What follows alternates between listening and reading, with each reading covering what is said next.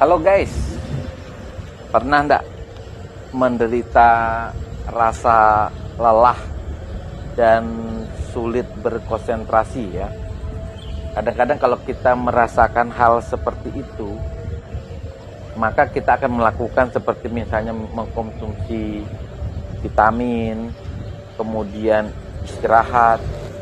Tapi setelah kita melakukannya ternyata tidak ada perubahan sama sekali. Rasa lelah, sulit berkonsentrasi tetap saja terjadi, dan itu berlangsung berbulan-bulan, bahkan bisa lebih dari setahun. Guys, ada penyakit yang disebut dengan hipotiroid. Nah, gejalanya salah satunya adalah mudah lelah dan sulitnya berkonsentrasi. Gejala-gejala hipotiroid di samping rasa lelah dan sulit berkonsentrasi, biasanya ada gejala-gejala lain, misalnya mudah lupa, kuku yang rapuh, mengalami kerontokan rambutnya tipis, wajah bengkak, kulit kering, kasar, dan keriput. Lebih sensitif, artinya tidak kuat terhadap cuaca dingin, mengalami sembelit atau susah buang air besar. Jika gejala-gejala ini muncul dan berlangsung berbulan-bulan bahkan setahun, patut dicurigai, artinya dicari tahu apakah kita sedang menderita gejala-gejala hipotiroid. Nah, gejala-gejala hipotiroid itu bisa diderita oleh siapapun, tapi memang paling banyak pada wanita.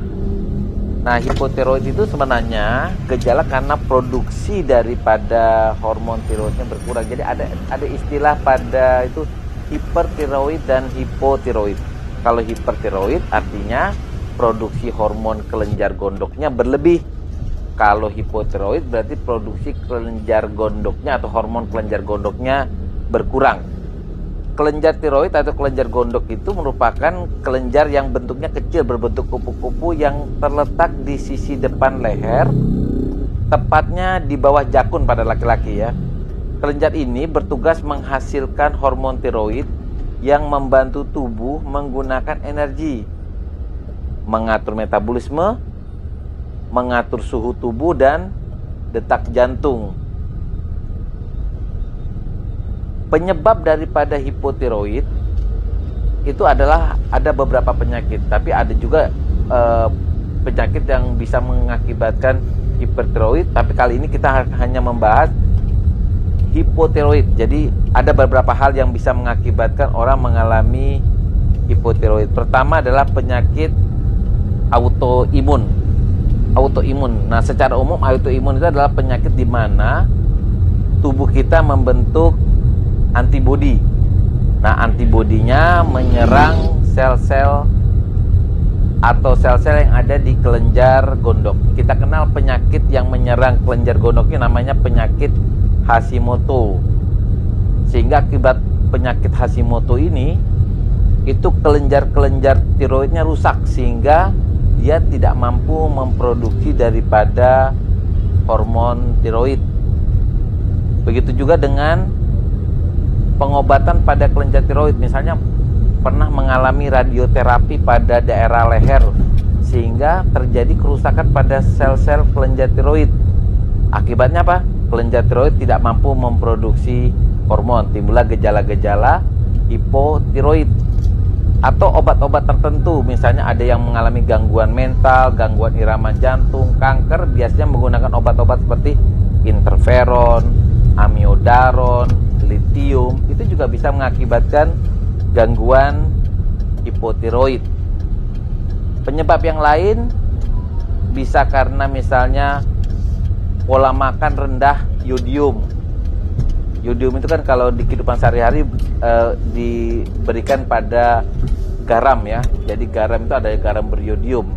Nah, ini salah satu caranya untuk mencegah gangguan karena hipotiroid. Atau kelainan bawaan. Kelainan bawaan di sini, kondisi hipotiroid kongenital ini terjadi mulai karena pola makan ibu hamilnya yang rendah yodium atau juga faktor genetika. Nah, hipotiroid juga bisa disebabkan karena kelainan daripada kelenjar pituitari. Nah, ini kelenjar ini dia menghasilkan hormon TSH atau kita sebut dengan thyroid stimulating hormone. Hormon ini dihasilkan oleh kelenjar pituitari yang ada di otak. Kelenjar ini penting loh untuk apa?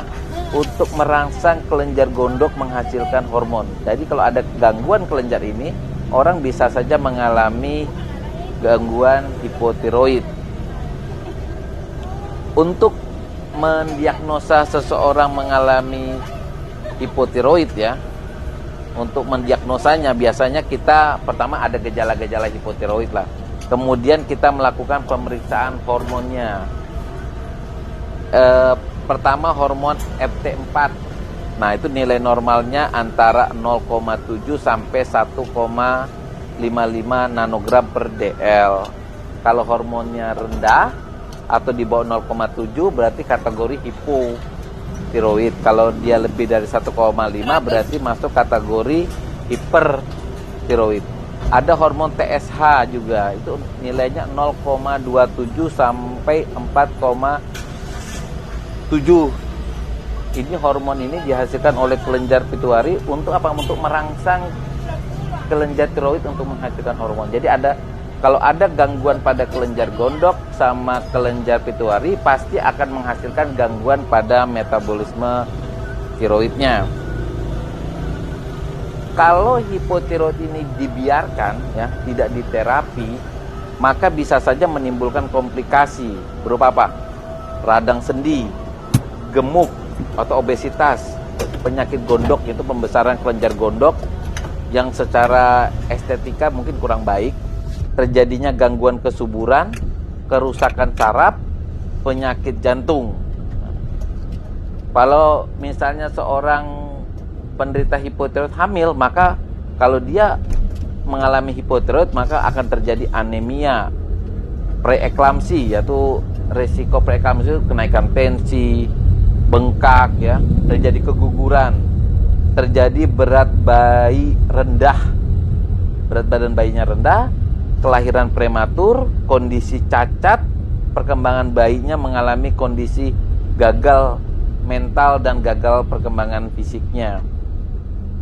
Jadi untuk mengatasi ini semua, di samping untuk mengatasi jangan sampai kita terkena penyakit hipotiroid, itu adalah pertama menerapkan pola makan yang sehat seimbang, kemudian mengkonsumsi makanan-makanan beriodium, mengobati kelenjar gondoknya. Jangan lupa biasanya kita pakai levothyroxine untuk mengobati gangguan kelenjar hipotiroid.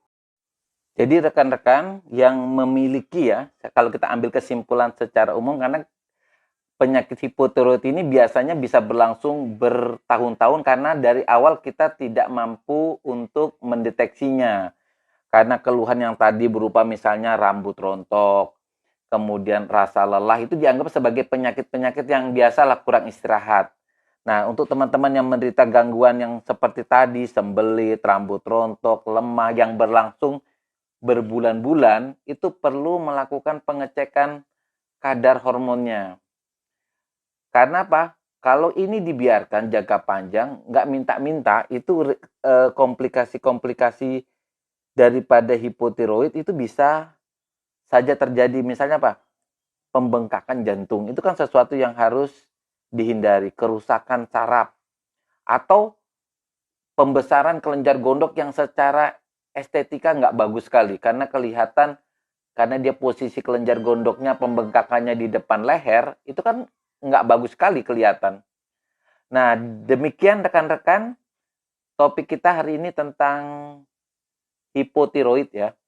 Atau kalau dia sudah parah, kadang-kadang kita sebutnya dengan kelenjar penyakit gondok. Di sini dalam hal ini gondoknya tuh masuk dalam kategori gondok tidak beracun. Terima kasih sebelumnya. Jangan lupa untuk subscribe, like, dan berikan komentar.